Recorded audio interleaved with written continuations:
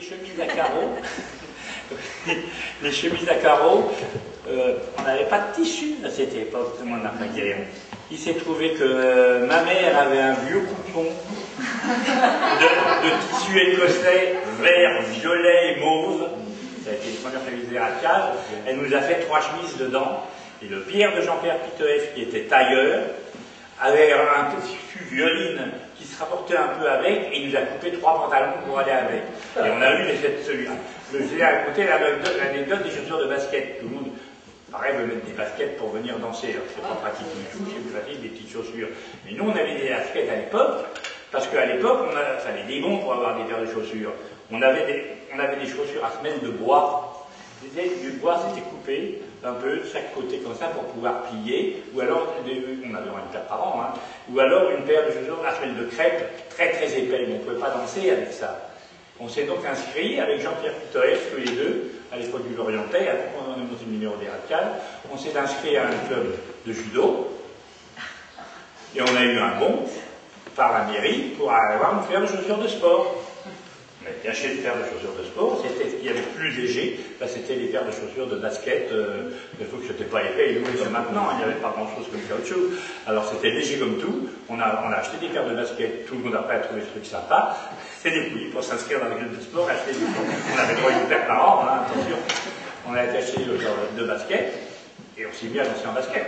Et nous on a gardé l'habitude pour la scène après, on a dansé avec des petites chaussures de tennis. Et les chaussures de tennis, c'était pas plus c'était très souple et très légère.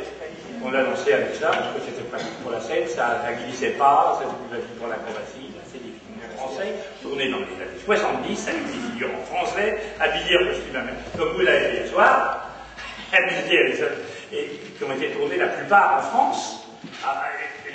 Pour les cinéastes, pour eux, c'était ça. Mais non, c'était pas ça. C'est très bien que ce soit romancé de cette façon, mais c'était pas ça du tout il y a 60 ans.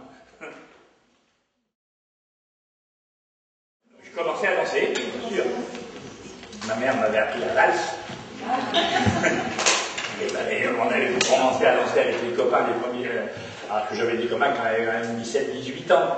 Et en vacances, ils avaient un phonographe avec des 78 tours, avec des disques de Duke Ellington, de Count Basie, à ce moment-là, quelques-uns qui avaient arrêté d'avoir quelques disques. Et ces jeunes-là essayaient de faire quelques pas de swing, comme on disait. Ça m'a permis de remporter mon premier concours de swing à Damgan, dans le Morbihan, au bal du dimanche, avec une fille du pays, la du bureau de tabac. J'ai gagné le concours de swing, je suis bien content. Mais en faisant rien, en faisant 3 figures que je vous ai montrées tout à l'heure.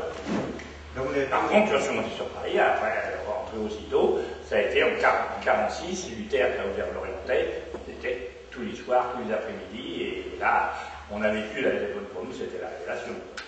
Et vous ne faisiez que ça, alors? Oui.